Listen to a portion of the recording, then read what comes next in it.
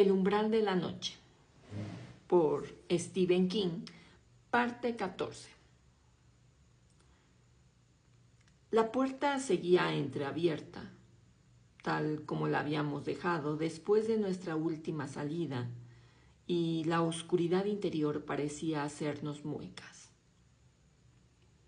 Mientras subíamos por la escalinata, sentí que mi corazón se trocaba en bronce y mi mano tembló cuando entró en contacto con el picaporte y tiró de él. Dentro, el olor era más intenso y más mefítico que antes. Entramos en el vestíbulo envuelto en penumbras y, sin detenernos, pasamos al recinto principal. Estaba en ruinas. Algo descomunal se había desenfrenado allí, produciendo una terrible destrucción.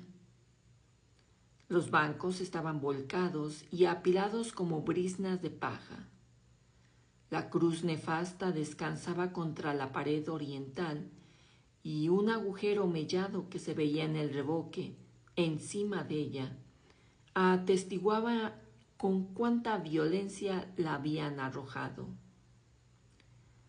Las lámparas habían sido arrancadas de sus soportes y la pestilencia del aceite de ballena se mezclaba con la fetidez que impregnaba la ciudad. Y a lo largo de la nave central se extendía un rastro de jugo negro, mezclado con fibras sanguinolentas, de modo que el conjunto remedaba una macabra alfombra nupcial. Nuestros ojos siguieron ese rastro hasta el púlpito, que era lo único que permanecía intacto dentro de nuestro radio visual. Desde lo alto de aquel, un cordero inmolado nos miraba con ojos vidriosos por encima del libro blasfemo. Dios, susurró Calvin. Nos acercamos evitando pisar la franja viscosa. Nuestros pasos reverberaban en el recinto, que parecían transmutarlos en el estruendo de una risa gigantesca. Subimos juntos al púlpito. El cordero no había sido descuartizado ni comido. Más bien tuvimos la impresión de que lo habían estrujado hasta reventarle los vasos sanguíneos. La sangre formaba charcos espesos y malolientes sobre el mismo atril y alrededor de su base. Pero era transparente donde cubría el libro y a través de ella se podían leer los jeroglíficos rúnicos como si se tratara de un cristal coloreado.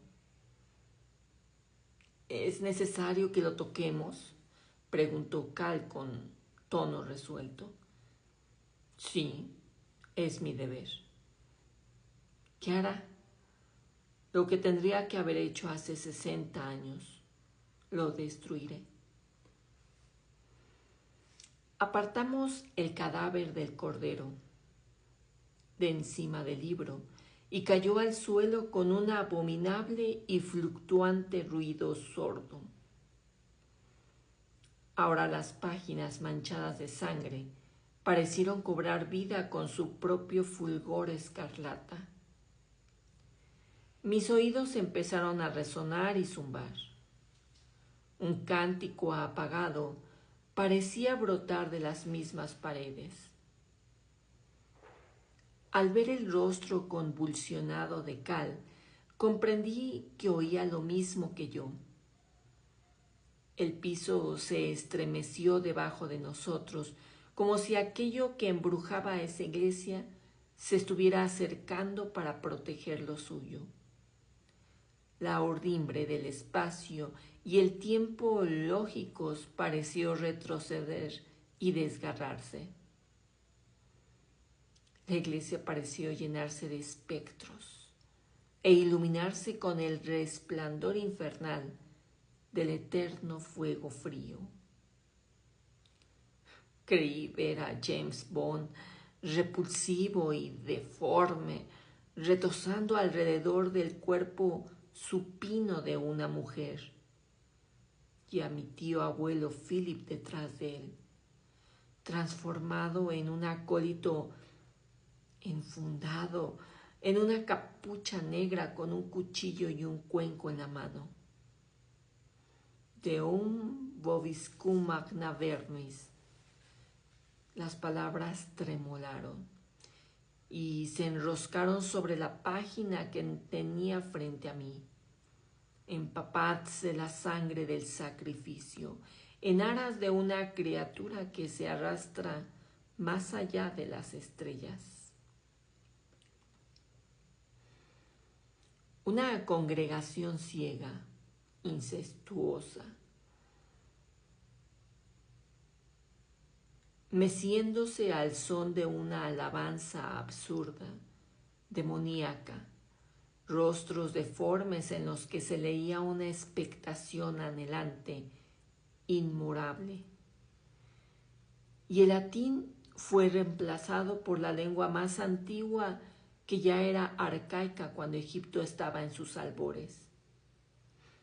Y las pirámides aún no habían sido construidas, que ya eran arcaicas cuando la tierra aún flotaba en un firmamento informe y bullente de gas vacío. Guyagin vardar yogosgot vermis.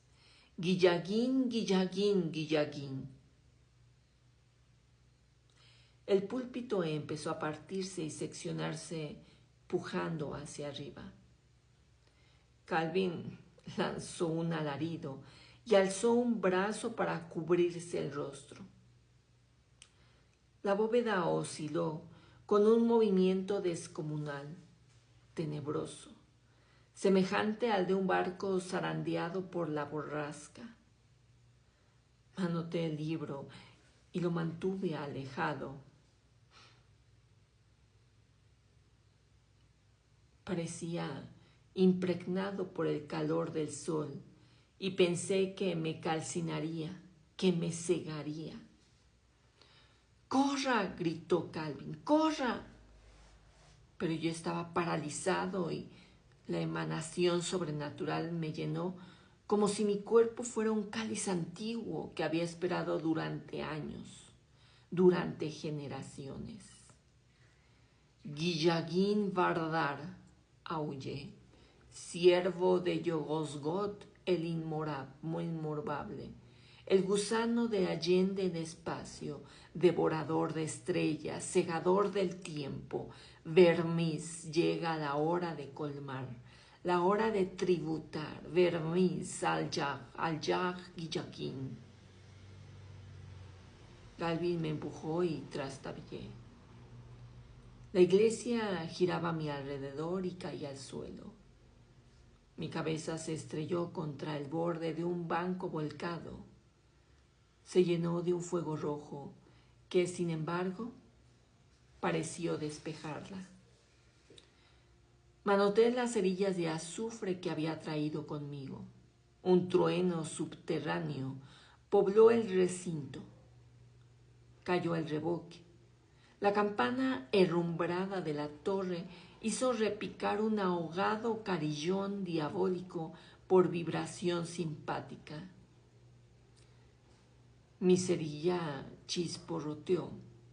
Le acerqué al libro en el mismo momento en que el púlpito se desintegraba en medio de un desquiciante estallido de madera. Debajo de él quedó al descubierto un inmenso boquete negro. Cal se tambaleó hasta el borde, con las manos extendidas y con el rostro desfigurado por un clamor incoherente que resonará eternamente en mis oídos.